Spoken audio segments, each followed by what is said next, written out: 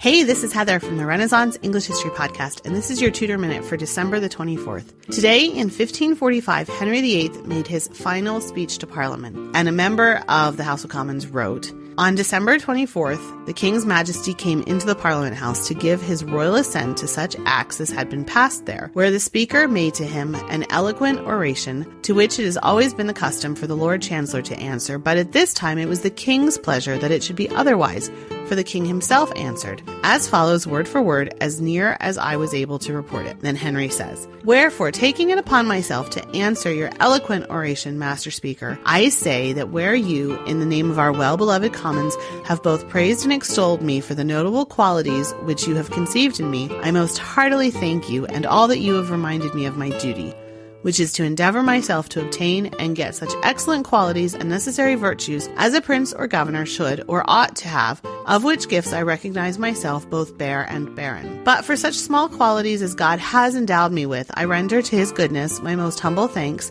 intending with all my wit and diligence to get and acquire myself such notable virtues and princely qualities as you have alleged to be incorporated in my person." And then Henry has the audacity to kind of make a thing about the fact that there's religious tension in the country. So he goes on, "Now, since I find such kindness on your part toward me, I cannot choose but to love and favor you, affirming that no prince in the world more favors his subjects than I do you, and no subjects or commons more love and obey their sovereign lord than I see you do me, for whose defense my treasure shall not be hidden, nor if necessity requires it will my person be not risked. But although I with you and you with me are in this perfect love and concord, this friendly amity cannot continue unless both you, my lord temporal, and you, my lord spiritual, and you, my loving subjects, study and take pains to amend one thing which is surely amiss and far out of order, which I most heartily require you to do, which is that charity and concord is not amongst you, but discord and dissension bears rule in every place.